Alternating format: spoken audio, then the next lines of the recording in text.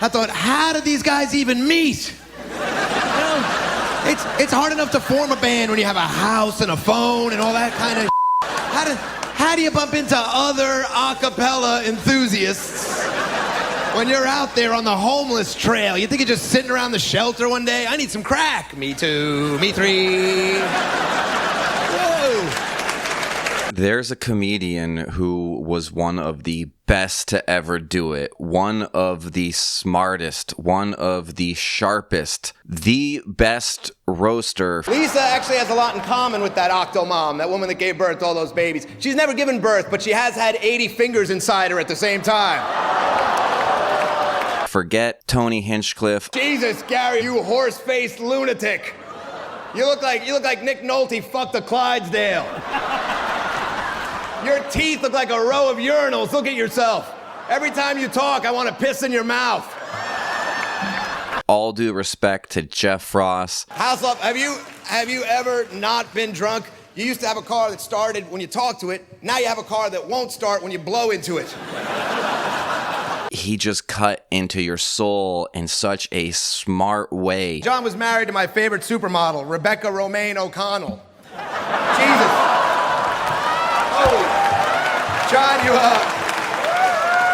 He would take brilliant political concepts, social concepts, and break them down and make them funny for the everyman. He didn't sound professorial or like you were doing homework. I was in a subway the other day. This guy screams across the tracks. He goes, "Yo, Monica! Yo, Monica! Yo, you got AIDS, yo!" And I thought, wow, that's how they tell you? That Michael Moore is right. We have the worst healthcare system.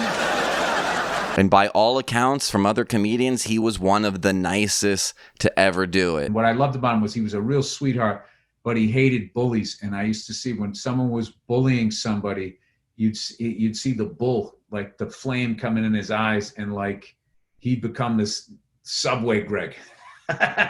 So I always respected that about him. And it kills me that he died before he fully got to recognize his potential, before the world got to see him in this internet social media age. And it kills me that a lot of you will have no idea who I'm talking about. I'm talking about Greg Giraldo. Like a lot of people my age, I was introduced to Greg Giraldo in the late 90s, early 2000s through his roast sets on Comedy Central. You know, in the past year, this man has failed on 3 separate television series, 4 if you count how we're going to cut him out of tonight's show. Ladies and gentlemen, very funny man, Greg Giraldo. At the end of the 90s, the Friars Club, which was this historic comedians roast society, would do these annual Friars Club roasts. And I believe in 1999, they decided to broadcast it on Comedy Central for the first time. And it was so successful that eventually Comedy Central started to produce their own roasts. And there were really 2 mainstays on these roasts. There was Jeff Ross and Greg Giraldo. Your show lasted 6 weeks. Sally Jesse Raphael's lasted 16 years. That's got to feel good late at night, huh? Oh, you. I chopped off 4 years for symmetry. Shut up. 20. It felt like 40. Now, I had seen Greg Giraldo in some of his other Comedy Central stuff, clips from Just for Laughs that would air, or Premium Blend, or Half Hour, those kind of things. Every gay guy I know is built like a bodybuilder. When did that start happening? It's totally going to change the stereotype, right? It's going to be like, you think that guy's gay? Is he a little, is he gay? Oh, yeah, he benches like 450 pounds. Wow, that is really gay. 450? That is like the gayest guy I've ever heard of. People will be all proud of their kids. Look at this kid. He's going to grow up to be a linebacker, man. He's built like a gay guy. Look at him. But it wasn't until about 2005 that I started to kind of connect, like, oh, hey, that's the same guy, and that's okay, and that's Greg Giraldo. Now, I love Jeff Ross. Jeff Ross is hilarious. Jeff Ross has roasted me on stage. I think Greg Giraldo was just playing at a different level. He was playing a different game. Jeff Ross jokes, always funny, kind of like your uncle ribbing you. Greg Giraldo was like your uncle was beating you with your own ribs. Your liver's so black, Lisa Lampanelli tried to get it to fuck her up the ass and never call again.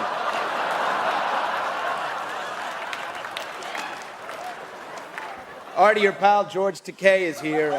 Sorry to pick on you, George. I know it couldn't be easy being a gay Japanese man in the 50s. I mean, it had to be almost impossible to pronounce glory hole with a Japanese accent.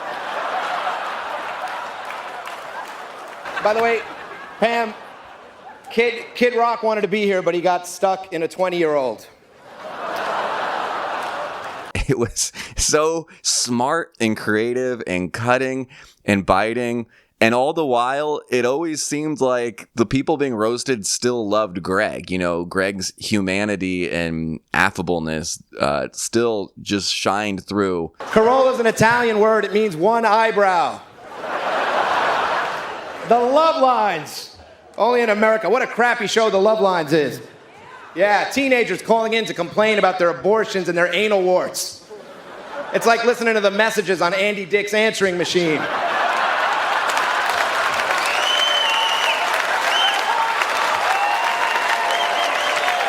Cat, you're like Afro Sheen. Some white people have heard of you, but no one knows what you do. What a teeny little pimp. Man, being a pimp ain't easy, especially when you gotta stand on phone books to smack a bitch. This is great. Cat Williams, Flava Flav, Snoop, Ice-T. There's so many black dicks up here, I feel like we're doing this roast in Lisa Lampanelli's mouth. Face it, you are one black motherfucker. You're like a skeleton wrapped in electrical tape. What's with all the surgery, Kathy? Lord, you've been stitched up thousands of times, but you're still sad to look at. You're like the AIDS quilt. Whitney Cummings is here for some reason. I guess since Kathy and Joan have huge gay followings, we needed someone with no following. Whitney, finally we get to comedy legend and irritating Jewish lady. Gilbert Gottfried is here, everybody, huh? Gilbert! Holy shit, Gilbert, you look like you smell like pee. What have you done to your upper lip? Did you blow a beehive? Holy shit, you look like Steven Tyler f***ed a life raft. Seriously, you're not the only one here. All these rubber-faced monsters. What the f***? What goes into people's heads out here? Why? Did you really? Is that good? How much worse could your real face look than that clown mask you've had welded on your head? He was a genius. I don't use the word genius lightly. I'm not just talking about like, hey, this is a funny guy at a bar doing some open mics. You know, comedians, we run the gamut from very smart to hugely dumb. Most of us fall somewhere in between. But Greg Giraldo was pretty much guaranteed to be the smartest person walking into the room. The circumcision party. Have you been invited to one of the circumcision parties? My friend, if you have a kid, you circumcise the kid and it's a big party and you invite everybody over. I had to go to see a kid get circumcised. What kind of party? What do you even wear? I just wore a tie with the end snipped off. So Greg Giraldo was the son of Spanish and Colombian immigrants. And then he went to Columbia, undergrad, the University of Columbia. Is that what it's called? I don't know. I didn't go there. I didn't go to an Ivy League. I'm just a dumb Berkeley kid. But he went to Columbia undergrad, super smart. And then afterwards, he went to law school. Did he go to any old law school? No, he went to Harvard Law. And he graduated and he passed the bar and he was working for a big New York City law firm when he said, you know what? I'm going to try my hand at comedy. I'm going to trade in this potentially very lucrative career for bar drink tickets and nightly humiliation. I bring this up because you could see that intelligence in his comedy. He was a tactician. He would give a master class every time he did a set. And he would talk about these super complex, be it social, be it political issues, but you didn't feel like you were watching a TED Talk. You know, there's some comedians that are very clever. You know, I'm going to argue that you see this a little bit more with some British comedians, but Like, I'm not here to talk shit, but like I've saw live. But it's kind of like laughing at a New Yorker cartoon. You're like, okay, if I that match, okay, carry the one. Ha. I get it. You know? Greg Giraldo was viscerally laugh out loud funny, but talking about like important things. This homeless guy asked me for money about 20 years ago. This homeless guy asked me for money, and I was about to give it to him, and then I thought, he's just going to use it on drugs or alcohol. And then I thought, that's what I'm going to use it on. What? Who the hell am I to judge this poor slob, you know? People love to judge homeless guys. Like, you give him the money, he's just going to waste the money. He's going to waste the money. Well, he lives in a box. What do you want him to do with it? Save it up and buy a wall unit? You know, he's homeless. And I think that just speaks to his genius. I'm sure his lawyer training had some degree to do with that. There was a show, God, what was it called? Root of All Evil, where the comedians would play lawyers arguing different sides, and Greg was on that show a lot, which was obviously perfect given his background. I have other arguments that aren't painful personal memories. Between Viagra for men and fertility treatments for women, we're gonna have 100-year-old parents. That'll be great. You have a catch with your dad and you throw the ball through his sternum. And besides, what are you even doing with that raging boner, Grandpa? You need an inflatable ring to sit on the toilet. You need a nurse to help you eat corn. You're 90, okay? When I sit on my grandpa's knee, I want to be sure it's his knee. But that's why I think he was so brilliant, not just in the roast, but in his stand-up and also off the cuff, is because he just had that mind to analyze things, see the point, figure out the best route to get there, while convincing others around him of the hilarity. Greg Giraldo never really had mainstream success. I mean, he had mainstream success that any comedian today would love to have. But, you know, at the time, it's like he could never seemingly get past the roast. Everyone knew him from the roast, which, again, was a shame because he was one of the best stand-up comedians to ever do it. But that was kind of his opportunity to get television time, was on those roasts. Now, I remember when NBC announced that he was going to be one of the new panelists on Last Comic Standing. And that was a huge deal. It was the second to last season, I believe, that they ever did. The last season being the one where Norm Macdonald was a panelist. But I remember when Greg was announced on that, and I was like, yes, he's finally getting some traction. I think that same year is when his special Midlife Vices came out. And I think that was his first hour-long special, if I'm not mistaken. He had albums before, I think Fine Day to Cross the River or something like that. Now think about what the typical letter from your average modern-day soldier to his girlfriend back home in, like, New Jersey's got to read like. Dear Marie, it is hot as fuck out here.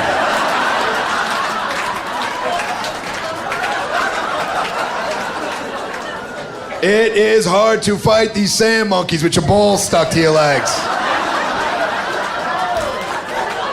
I was like, yes, he's getting traction. He's moving. He's going. That Midlife Vices, go and watch it. I think you can see it for free on YouTube. If not, I think Netflix. Honestly, it doesn't feel dated. I mean, yeah, he's referencing like Obama being in office and stuff, but other than things that are specific to the news cycle, it still feels relevant. His cultural observations, everything. I mean, I think that just shows how prescient he was with his comedy. I hope I used that word correctly. These fat children, God bless them. Holy They don't even walk anymore, these kids. You see these little fat kids in parks, they don't even walk. They just come gliding by on those Healy wheels. Fat kids on wheels, is that a good idea, do you think? Kids don't burn any calories in a modern world. Now we put wheels on them, what the Why don't we just bolt the wheels directly into their spines? This way they don't even have to sit up. They can lay flat on their back and we can roll them around. The economy's been terrible, of course, and but you know what? There's some good things about the economy being so bad. People are keeping things in perspective for the first time ever. It's unbelievable. People are saying things like, you know what? I hate my job, but in this economy, I'm happy just to have my job. A lot of people don't have their jobs, you know? I got in the ass last night. But in this economy, I was happy just to get in the ass. A lot of people aren't getting in the ass out there anymore. Hey, what are you up to? What are you doing? Oh, nothing, just sitting here having lunch with you. Oh, ha, ha, LOL. That's fine. What are you going to order, LOL? LOL, are we really as happy as a country? Are people really laughing out loud as often as they say that? Because that would be one psychotic nation if we're like, oh, hey, just having lunch. See you later, not if I see you first. One of the all-time great comedic moments caught on tape comes from Tough Crowd with Colin Quinn. If you don't know, it was an amazing show. It was kind of inspired by Politically Correct with Bill Maher back in the day, except all of the guests were comedians, and they were all kind of roasting each other. Now, the comedians, as far as I understand, knew what the topics were going to be ahead of time so that they could prepare a little bit, so that they could write jokes. After all, it was a comedy show. They could insert their point of views in there, but, do it comedically. And Greg was, again, always one of the best, funniest people on these things. And there's an infamous clip where Dennis Leary was a guest, and Dennis started to get annoyed because Dennis was just kind of trying to wing it. And he called Greg Giraldo out on having bits written for the show that he was on. And another reason why Greg was the best, because, yeah, Greg did have written bits, and they were really good. But when he was called out for not being able to think on his feet and wing it, he put Dennis Leary in his place, and it was magic. Well, or maybe there's a non-violent way to solve the whole North Korea thing. Good thinking. They're asking for, well, there might be. They're asking for what? There's a nonviolent way to solve the problem with the country that we hate, that hates us, that's got weapons pointed at us? I don't think so. No, you're right. Like Russia, for example, that big Russian war. There are things that there are approaches. You have to be strong about it, but there are approaches. There are economic benefits that we're giving them in order for them to stop developing their weapons. I mean, I heard recently they agreed to stop building nukes if American women agree to get their nails done at least twice a week. It's just something I read. That's a good point. This guy writes so many jokes before the show, it's not even funny. It's unbelievable. He's got a pocket full of them. Yeah. They're good ones. No, I'm not saying they're not good. I'm just saying. I know. It was right there. That's kind of what we do here, Dennis. A little comedy writing. Oh, boy. I'm not coming back. You know what? That's it. You're the guy in school that did all the homework and then asked if there was any more that needed to be done. Yeah, you're right. That's a good point. And if you had tried a little comedy writing, maybe your show would still be on the air. If it sounds like I'm kind of gushing about Greg Giraldo, I am. He was my favorite comedian. Anytime I name the top 3 comedians, he's always in there. And he was like the first person to really ignite a passion for comedy in me. I've always had that since I was a little kid, but that was a guy I could look to and be like, whoa, I want to do that. He had a huge, huge influence in me stylistically, God willing, I could ever live up to any one of his jokes. But to see someone who could be smart, be thoughtful, be seemingly nice, I never met him in person, but also be understood and relatable to any kind of audience, no matter the background, was just amazing. The day he died, I remember exactly where I was. I was in San Francisco. I remember I was at work, and I just saw this headline when I was checking the news. It said comedian Greg Giraldo died, and I literally out loud went, no.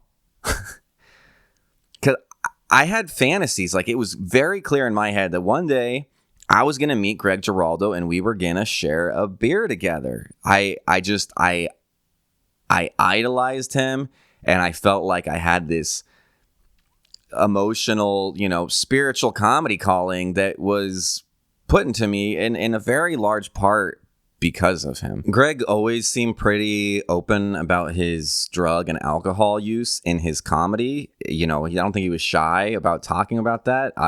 From hearing stories, he loved to party. 2006, William Shatner roast, Comedy Central, right? Giraldo was just hitting with the roast. He was getting to be a big deal, but I had partied with him a couple of times, and, we both had the same problem. So we were the only 2 guys coming from New York City to do the Shatner roast. This was 06 for Comedy Central. So I'm at the JFK first class lounge waiting for my plane. And I know Greg is supposed to be on the plane. He shows up 5 minutes before the plane takes off, and he goes, Artie, man, he hugs me, he's sweating. He goes, I'm tweaking, like he was on taking amphetamines. So he goes, I'm not getting on a plane. I go, dude, you're like the best guy at these roasts now. You have to get on a plane. This is your career. And he goes, I can't get on a plane. I go, you have to get on a fucking plane. So I had all this Vicodin I smuggled under my sock. I said, take a couple of Vicodin and have a beer. So I got him a beer, and he started to calm down a little bit. I literally held his hand, okay? I held his hand and got him on a plane. I changed my seat to sit next to him. He was too paranoid to go to the fucking bathroom. So I would guard the bathroom so no one could come in. And we get to LA. Now we got to go to a dress rehearsal at CBS Radford. Farrah Fawcett was on that roast. So now he's still freaking out, paranoid. And he goes, I'm going to hug Farrah Fawcett. I go, you can't go near Farrah Fawcett. I go, not only is your career going to be over, he goes, I'm going to hug Farrah. I have to kiss her. I go, she was 2 feet from us. I go, you can't kiss Farrah Fawcett. I go, Greg, you can't kiss Farrah. Like, I go, you're going to get arrested. I go, now your career's going to be over and you're going to be arrested for sexually assaulting Farrah Fawcett on amphetamines. So I go, you just got to calm the fuck down. We get through the dress rehearsal and he goes, please don't tell anybody. And now I've been there, so I know what he's, so I go, I won't. So we go back to the hotel. I leave my room. I sit by him like Florence fucking Nightingale. I'm giving him like hot compresses and shit. The next morning, the car's coming to get us to take us to the show at noon. And he comes out of it. He comes out of the bathroom. He goes, I think I came down. He hugs me. He's crying. He goes, thank you so much. I go, dude, you would have done the same thing for me. Okay, so now we go to the roast. He's the first roaster up. First thing he says, he goes, Artie Lang's here. How about a hand for Artie Lang? And everybody applauds. He looks at me and goes, look at you, Artie, you fat fucking drug addict. That's the first thing he said. And I went like this. I went, bro, like this. And he went like this.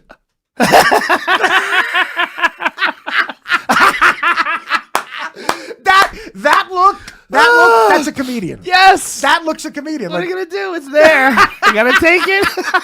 I just saved his fucking life. Oh, I'm crying. I practically made out with him. And I think he was, again, open about that, and he made it very funny in his comedy. Sadly, I believe at the age of 44 in 2010, Greg died of an overdose. The irony being that he was actually supposed to perform at a sober weekend retreat, and when he didn't show up, they went into his hotel room and found him unresponsive in a coma, and he ultimately died. One of his, if not his last appearance on Opie and Anthony is like an hour-long conversation, and Patrice O'Neal is on that episode. It's a classic episode for all of the tragic reasons. I have never heard such a thorough, intelligent, and sad conversation about addiction as that episode. Greg is like, he says he's sober in the episode. If he is sober, he's going through withdrawal or something. Like, he sounds on edge. He sounds speedy. But nonetheless, he's pretty raw and truthful about just how bad it had gotten for him. And he talks about how hard it is to be so smart, but crippled with addiction, because you're logically seeing your shortcomings, but you feel like, well, I'm smart enough to get out of it. You know, I'm not dumb. I'm not going to succumb to this. That would be dumb if I succumbed to this. Succumbed? I don't know. I really recommend listening to that. It's a very compelling, very sad, very enlightening conversation. So, Greg, you're all right, man? I haven't seen you much lately. I bump into Giraldo once in a while at the cellar or somewhere else in the city. We just kind of cross paths, but I don't see you nearly as much as I used to. Yeah, no, I'm good. I'm good now. But I went off the. I have my little substance issues, and I went off the rails again for a while. Oh, shit. But now it's all back, man. Back in black. But the last time we saw you, you were doing really well. Yeah, you were doing really well, and now it sounds like that. You kind of went the other way since. Yeah, the last time we saw you. Well, I started. What happened was I got real. I really got separated for real. Like, I was separated last year for like 5 months, and then like we got back. I went away to address my health issues, and then I came back and I thought, okay, maybe we can make this work, and then that didn't work. So now it's been like 6 months. It's been totally separated. And then I started like dating and everything. And I thought, well, maybe, I could drink a little wine with dinner with the ladies. A little bit. The ladies, they like to have a nice glass of wine, They like, and it's partying. And I started dating like young girls. And they're like, oh shit, we'll party a little bit. Yeah. Till like 4 days later, I'm fucking is this the first time you went through swatting at robots? Wait, slow down. So wait, it starts with a little wine and then 4 days later? This really happened. I was laying in bed with this girl and she said, you're really not, I don't think you're as bad as you think. You're not that bad. You're just not as bad. You just say all this shit about being a drug addict, but you're not. You're going through a hard time. Like, okay, all right, whatever. And we're laying in bed in this hotel room and I've been like partying constantly. She falls asleep and I'm still going and going and going. And then I start being attacked by all this shit. Like things are flying through the air because I hadn't slept. And there literally were these like robot things in the air with like laser beams in their eyes. Holy shit. And I thought, holy fuck, this was like the beginning of the end. This was this last stretch here where I thought that's it. And I'm losing my fucking mind. And I sit up and I'm swatting at these robots that are flying through the air at me. And she sits up and she goes, what the fuck? What the fuck? She starts crying. She's just crying. Oh, man. That must have freaked out even more. Yeah, that was good. But I showed her. What did you say to her? I showed her. Did you edit yourself? I said, there's all kinds of shit. There's people there. There's people in the corner. She goes, there's no people there. What are you talking about? I go, there's people. Go talk to that person. It was very... Oh, my God, you are bad. Yeah, okay. Or you want something else besides the alcohol? Oh, yeah. Come on. Alcohol can do that. You'll pass out and throw up before you see robots. You know what? Somebody should jump over and beat you in the head. Like, alcohol doesn't do that. That's why I wanted to ask that question. Pass out and throw up. A nice glass of Chablis made him. I have a very, very low tolerance. I understood that alcohol, but I wasn't, I don't know. Too much vanilla extract, Greg? What's that? Right. Yeah, I didn't even know that there was that much vanilla extract in that creme brulee. I put too many creme brulee. I had a diabetic. Was it Coke? Do you find yourself to be funny? There's Coke. There's all kinds of things. What's that? Do you feel like what drugs do to you on ruin everything? I mean, it makes you much less funny, much less creative, much less everything. It's a fucking total self-destructive nightmare. But booze at first, again, you're like, I'll stop drinking. Then after enough months go by, you start drinking a little bit, and you're like, you know what? This did make me funnier now that I think about it. And you get a little looser, you're funnier for a while. I was doing a gig in Palm Springs. It was at night, and then I had to do a gig in the morning, like 8 o'clock in the morning. And some dude I know was friends with these porn stars, sent a porn star to out to Palm Springs on the Thursday night, on the night before the morning gig. So of course we're all fucked up all night in the morning. And in the morning, you think your brain is so fucked up that you think that it's okay and that you look fine and that it's okay, and you walk into the GM.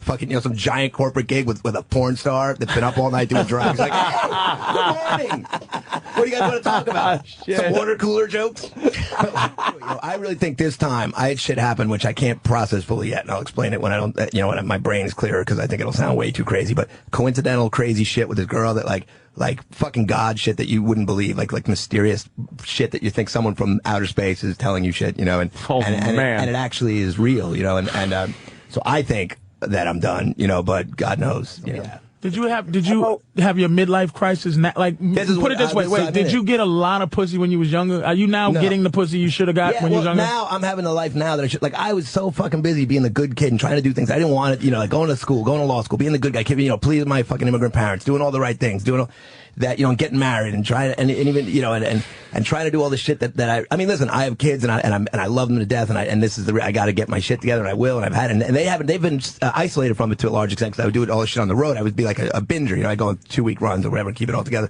come back and keep it together until I finally couldn't anymore. But then now, then when I started having more success in comedy, and then you could live that crazy fucking lifestyle, all of a sudden it kept creeping up to where I thought, and it's acceptable. It's not like a regular job where you're gonna get fired the first time you fuck up. It becomes like almost like, it's okay. Because in our business, it's almost acceptable to be a little fucked up. And sometimes you can't even believe that you got through it. Like, I've done shows without sleeping for 3 days and been on stage and done okay. I'm telling you, man, not to sound like a fucking ass, but I just, this is tough, because it's fine. It's good. No, it's tough because Greg. Well, I didn't know this happened. I mean, we don't talk like that. But Greg was the guy. He was straight laced, man. He was just straight fucking on Tough Crowd. Greg was the guy that kept it right amongst a bunch of other maniacs. But that really, see, again, even that's the part of it. Like that during Tough Crowd, I was wildly out of control. I didn't know it either. No one knew, man. And Colin did. Colin fucking talked to me a bunch of times. Really? Yeah. But I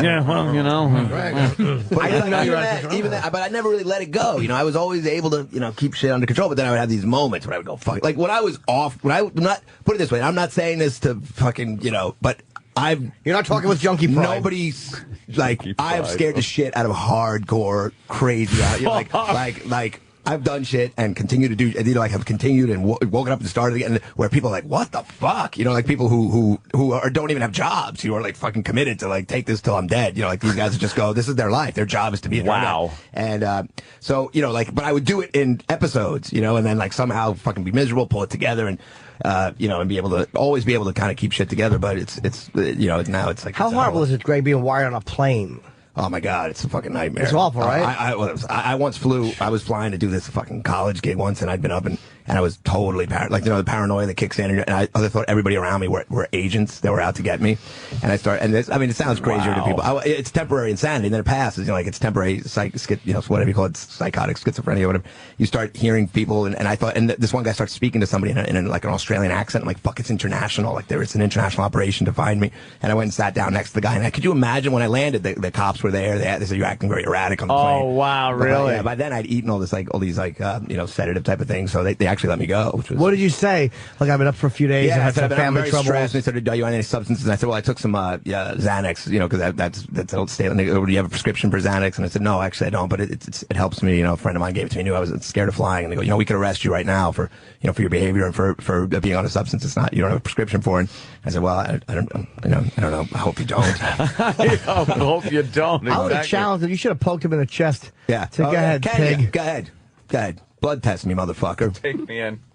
Yeah, but that, what'd you do? You sat next to the Australian? Oh, fuck. I sat next to him and talked to him. And could you imagine what this fucker, and then there was this, like, Indian woman sleeping behind me, and I kept looking between the seats. I'm like, and I was writing, taking notes about all of this. And I have these notes. I can read this shit. It's like the rantings of a madman. Dude, that's a fucking one-man show. Oh, it's unbelievable. I go, they're so clever to put the woman pretending to sleep behind me. She's pretending to sleep, but she's listening the whole time, and I stick my head out. He's like John Doe from Seven.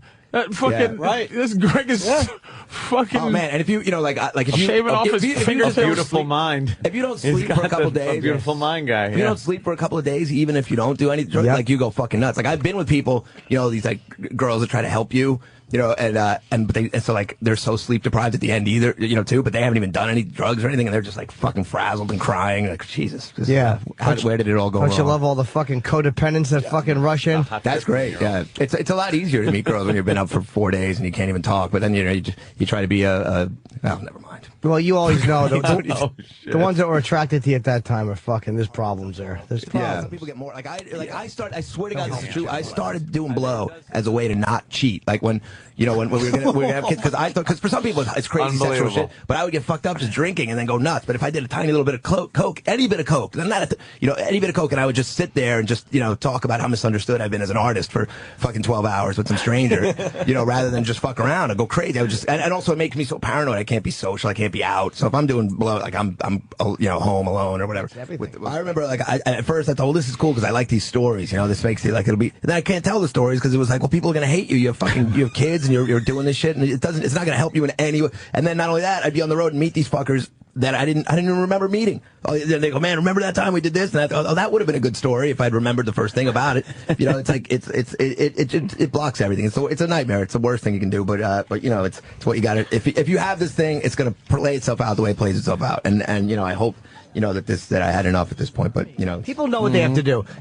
People know there's enough information out there. People but they say knowledge is no defense. It doesn't matter what I know. It's like we know what to do. I either want to do it or I don't. I mean, it's like it really is simple. It's like, but no one is like in the dark about how much what you're really willing to do. That, and then like they'll tell you, like the real hardcore guys will say, like, you're not willing. If you're willing to do anything, you're broken. Are you really broken down? You're crawling in here. You're ready to do anything we tell you to do. And like obviously there's ways. Look, people could stop if they put you on a fucking desert island. You're never going to drink again, right? But then you get so there's things, but it's not so much. It's not like you don't just sit there and think, all right, today I'm going to go out and get fucked up. It's very subtle. It does creep up in weird ways. Your intelligence level as a comic is so at the same level as psychiatrists and psychologists. So you can be in this state and go, shut the fuck up with your advice. Well, that's what they bitch. always tell you. They You know always what I say mean? if you're the kind of person that deconstructs things too much, thinks things through too much, it's going to be a lot harder. It makes it much harder. Because you keep rationalizing through all the things and the things that people do to help you. And there's a lot of stuff, and it does work. There's a lot of things that help people. And I've stayed sober for long stretches, and I got to pray to God that I'm going to stay sober now. I mean, this can't go on, right? So you got to believe that something will work. But it's like it takes longer for people that are always analyzing and breaking things down and saying, well, that doesn't work. Or if you can pray to God for sobriety, why can't I pray to God? Why can't we form a group to pray to God to give us moderate drinking? You know, like all that kind of shit. But they talk about the moderate drinking God, which is moderate drinking God. How about we pray to God and let me get fucked up every once in a while and be okay, you know, like and not keep going. And, But they take away all those, like, any loopholes you think are left. It's like they say we think our intellectual brain power will help us float above other people. They just point out the arrogance of thinking like that. Yeah, right. It's like, hey, the proof is this. Right. Me and all my brains got me fucking cutting my wrist. Yeah, right. And fucking vomiting and calling the FBI. And Dumbo over there has been sober for a long time and is happy and can keep an erection. So who wins? You don't necessarily always even know, like you find reasons to explain everything away. For me, right? My kids matters more than anything in the world to me, right? And I love them to death. But then you start thinking, okay, at first you think, your brain tricks you into giving you any reason to get fucked up. So like for me, it means I don't want to label myself. I don't want to say I'm an alcoholic or a drug addict. I don't want to say I have that genetic. I just want to say I'm choosing to get fucked up a little bit on the road. Because if I'm an alcoholic or something, that means now my kids are going to have that. And then they're going to have to, and all this right, yeah. So that's how I tricked myself into and then all of a sudden you start, and then once you get deep into it, then you go, well, fuck it, they'll be better off without you anyway, and all this kind of shit that's a lie, that's all lies, and then you hate yourself so much that now you can't stop because now you're like, I'm the biggest piece of shit on the planet, fuck it, let's keep going, and it's and then whatever, it takes what it takes, everybody gets to where they get, and there's no one thing that makes people get, tell you the truth, for me, it's like when it just nothing's working, when it becomes a point where it becomes very clear that it's either you just want to go till you're dead or that there's hope, right? And if you believe there's some reason there's hope, then you stop and you do what you got to do, which I've done, and hopefully this is a fucking cheery. No, it's true. A lot of people fucking compelling. Over immigrant, I was first generation. I was smart. I was supposed to fucking save the world. I was supposed to, and all these, and I always felt weird. I always felt different. And I still do now to this day. When I'm standing here, even you guys, even the crew and these guys, I'm always on the periphery of everything. I'm always the outside guy. I always feel like, and it doesn't matter. And then people tell me, but yeah, people like you. You're a normal guy. But I never felt that way. As soon as I got fucked up, I was like, well, hey, everybody, now I'm one of you. Now I'm normal. But the point is, it's not a question of just dry drunking yourself, because there are people that could say, fuck, I stopped for 2 months. I'm not an alcoholic. It's drink 5 drinks or under, or don't ever drink more than 3 beers for 2 weeks. Because once you have 3, if you could put 3 beers in you and leave it at that for weeks and weeks and weeks, then you're probably okay. I'll have 12 and not drink for 2 days. How about that? It doesn't work like that. Well, that's the fucked up thing. Like when they know the fucking, even if you don't talk about it, if you're fucked up or if you're thinking about being fucked up, those kind of people come out of the woodwork. Fucking crackhead addicts, stripper addicts, all these people, they come out of the woodwork. Everyone's got drugs, everyone's giving you shit, everyone wants to go party, and I don't even have to mention it on stage. If you're trying to keep your shit together, even if you don't talk about it, people that want to help you come out of the woodwork. People can walk up. I've had people come and ask me for help because I've been sober for a little while, and I don't even mention it on stage. It's fucking weird. So it's all out there. Right on. There's hope, everybody. I know when I first found out that he was going as hard as he was going, when he started having those, benders, I guess. Yeah. I was definitely, I remember like Greg. Yeah. Like Greg Giraldo. And so I was like, wow, okay. But I wasn't concerned because he so had his act together and he was such a smart guy and everything. And when he died, he was the guy that made me realize that addiction was a disease. To see someone that smart get outdone by the drug or whatever, or the whatever it is. I mean, I don't feel right. I feel like an addict should be talking about this. I don't feel right. Yeah. I mean, I got issues. I'm not like a fucking addict, but or maybe I was just smart enough not to go down that trail. But that was the one. Because I think just knowing a few addicts, and I lived with one, and I was just like, are these guys, are they addicts, or are they just some of the most selfish fucking people I ever met in my life? Yeah. Everything was about them and all of that shit. And then, yeah, then that happened, and I was like, it's like, well, he obviously didn't want that to happen. He obviously wanted to stop, and he had all of this stuff to live for. And I feel like I'm talking bad about him, but like, No, because I wonder sometimes. He had a beautiful wife, 3 beautiful kids. He was one of the best comics in the country. He had it all ahead of him and was taken out by addiction. And like, that was, yeah, that was one that, yeah, I just, I'll never forget the shock of that. It was like, you know, I unfortunately had a lot of friends die, and there's always